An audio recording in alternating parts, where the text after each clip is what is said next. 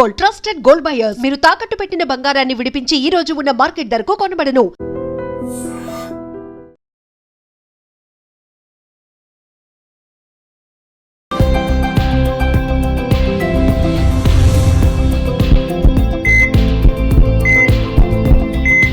నమస్తే, welcome to healthy conversations with IT media. నేను మీ Jhansi. So ఈరోజు మనతో ఉన్నారు హీలర్ ఆక్యుప్రెజరిస్ట్ జనార్దనాచారి గారు. చాలా మందికి కాన్స్టిపేషన్ ప్రాబ్లం అనమాట. ఏం తిన్నా కానీ ఫ్రీగా మోషన్ అవ్వే ఛాన్సే ఉండదు వాళ్ళకి. ఎంత ట్రై చేసినా కానీ కాన్స్టిపేషన్ నుంచి బయటపడలేకపోతుంటారు కదా. మరి ఆక్యుప్రెషర్లో కాన్స్టిపేషన్ని మనం ఎలా డిఫెండ్ చేసుకోగలము, దీన్ని ఎలా తగ్గించుకోవచ్చు, ఈ విషయం మాట్లాడదాము. నమస్తే సార్. నమస్తే. సో అసలు ఫ్రీగా మోషన్ అయిపోతే మనకి ఒక 80% ఆఫ్ జబ్బులు రావు అని చెప్తుంటారు. చాలా మంది కాన్స్టిపేషన్ ఉంటేనే ఏవో వస్తూ ఉంటాయి అంటారు కదా. ఈ కాన్స్టిపేషన్ కి అసలు కారణం ఏంటి, ఆక్యుప్రెషర్ పాయింట్స్ ఏంటి, ఏమున్నాయి? ఇప్పుడు ఒక పేషెంట్ వచ్చినప్పుడు ఎనీ ఆక్యుపంచరిస్ట్ ఒక 4 ప్రశ్నలు అడుగుతారు. ఆకలేస్తుందా, ఆకలేస్తుందని అడుగుతారు, డైజెషన్ అవుతుందా అని అడుగుతారు, మోషన్ యూరినేషన్ అంటే బాగుందా అని అడుగుతారు, 4వది ఇంపార్టెంట్ అంటే నిద్ర పడుతుందా అంటారు. ఈ 4 వైటల్స్ అంటాం, చాలా చాలా ఇంపార్టెంట్. ఈ 4 కరెక్ట్గా ఉంటే 90% ఆయన ఆరోగ్యంగా ఉన్నట్టే. ఆకలి వేయడం లేదు, ఎక్కువ వేస్తుంది, సమస్య. డైజెషన్ అవ్వడం లేదు, మందులు మిగితే తప్ప అరగడం లేదు, ఇంకో సమస్య. లేదా యూరినేషను మోషన్ కావడం లేదు, ఇది ఇంకో పెద్ద సమస్య. లేదా ఎక్కువ మోషన్ రిపీటెడ్గా పోతూనే ఉన్నాం, తినగానే వెళ్తున్నాం, అది ఇంకో సమస్య. ఎక్కువ తక్కువ సమస్య. నిద్ర పోతూనే ఉన్నాడు, సమస్య. నిద్ర పట్టడం లేదు, సమస్య. సో ఈ 4 అనేది మనం చాలా అబ్జర్వ్ చేయాల్సిన విషయాలు. ఎవరికి వాళ్ళు అబ్జర్వ్ చేసుకోవాలి. ఈ 4 నాకు ఆకలిస్తుందా, టైం ప్రకారం తింటున్నానా, టైం 12 అయింది అందరు తింటున్నా, నేను తింటున్నాను. ఆకలి వేయాలిగా, ఆ ఆకలి హంగర్, ఆ ఆకలి అనేది లేకుండా తినడం అనేది ఏమవుతుందంటే సముద్రం మీద నీళ్లు వానబడ్డట్టే.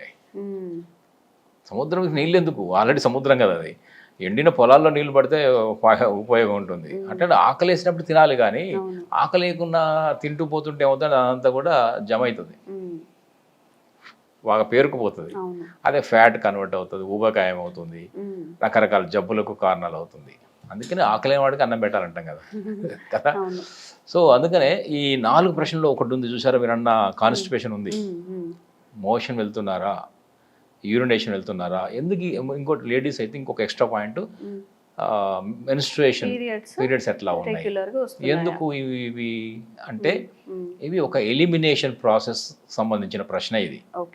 మనిషి ఎలిమినేషన్ అంటే వేస్ట్ అంతా కూడా ఎలిమినేట్ అవ్వాలి, వ్యర్థాలు బయటికి పోవాలి. ఆక్యుపంక్చర్లో వ్యర్థాలు పోగుపడమే జబ్బు అంటున్నాం, వ్యర్థాలని తొలగించడమే చికిత్స అంటున్నాం. వ్యర్థాలు ఎందుకు పోగుపడుతున్నాయంటే సరిగ్గా బయటికి పోవడం వల్ల. స్వెట్ రావడం లేదు, వ్యర్థం లోపల ఉంటుంది. మోషన్ వెళ్ళడం లేదు, వ్యర్థం. యూరిన్ వెళ్ళడం లేదు, వ్యర్థం. మెన్స్ట్రుయేషన్ లేదు, వ్యర్థం. అవన్నీ కూడా లోపల ఉండడం వల్ల అనేక అనర్థాలు జరుగుతున్నాయి, వ్యర్థాలు అనర్థాలు. సో వాటిని మెల్లగా బయట పంపించేలాగా ఎనర్జిటైజ్ చేస్తే అప్పుడు మళ్ళీ ఆయన కుదురపడతారు. ఇప్పుడు ఇంట్లో చెత్త పేరుకుపోవడమే రోగం. చెత్తను బయటకు ఊడి చేయడం, క్లీన్ పెట్టడం, వెంటిలేషన్ వచ్చేలా చూడడం, గాలి వచ్చేలాగా నీట్గా పెట్టడం, అది ఆరోగ్యం.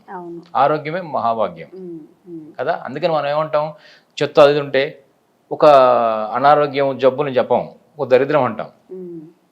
దరిద్రం అనేసరికి భయపడతారు ఎవరైనా సరే.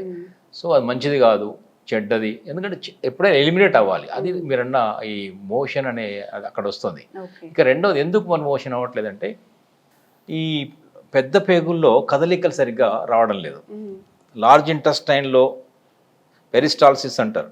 ఆ కదలికలు వచ్చినప్పుడు మాత్రమే మోషన్ జరుగుతుంది.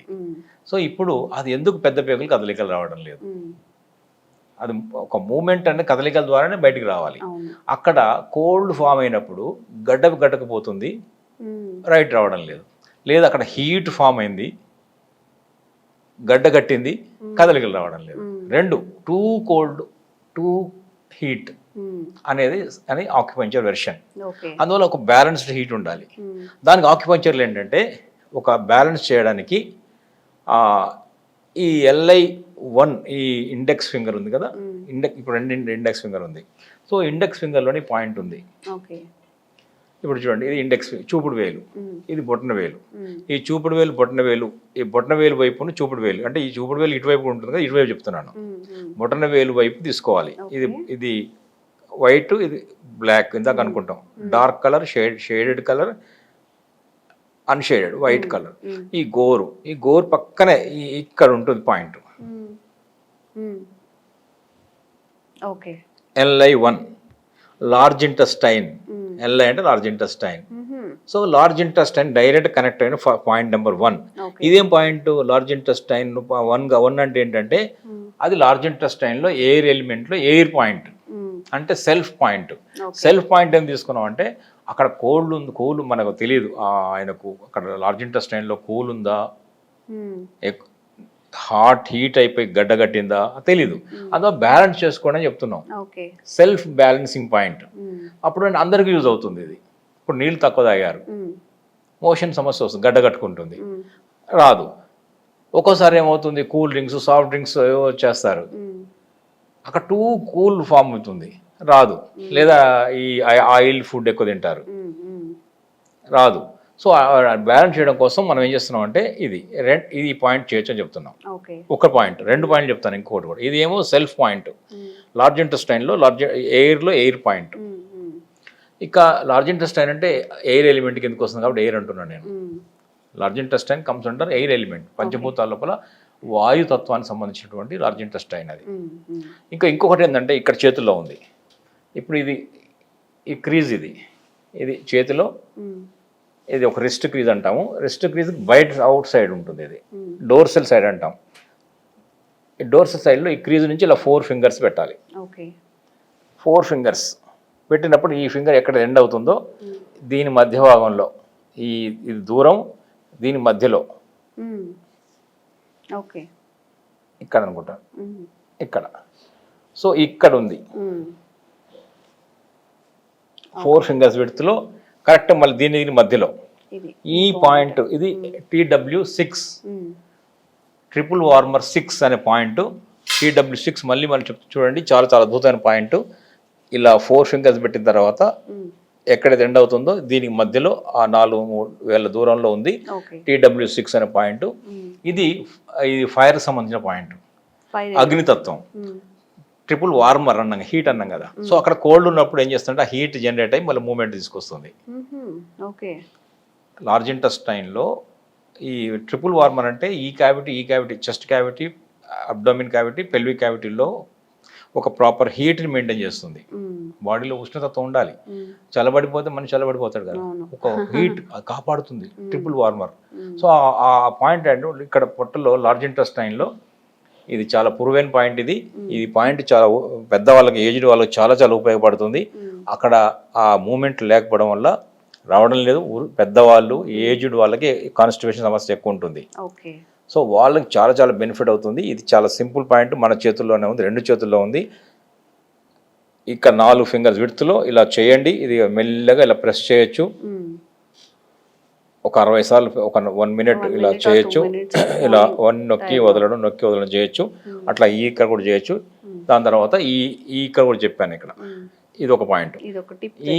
ఈ 2 టిప్లో ఇండెక్స్ ఫింగర్లో, చూపుడు వేల్లో ఈ 2 పాయింట్ కనుక మనం రెగ్యులర్గా చేస్తే ఈ మోషన్, ఈ కాన్స్టిపేషన్ సమస్యని అత్యంత సులభంగానే మనం అధిగమించవచ్చు. ఒకటి.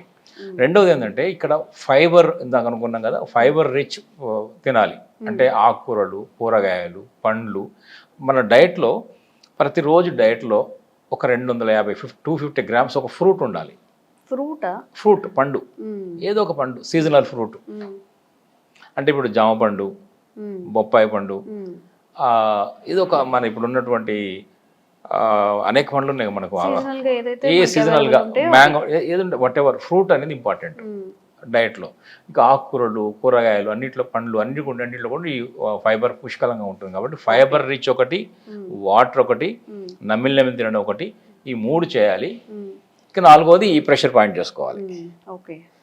ఇది దీనివల్ల ఏంటంటే ఆ లార్జ్ ఇంటెస్టైన్లో కదలికలు వస్తాయి.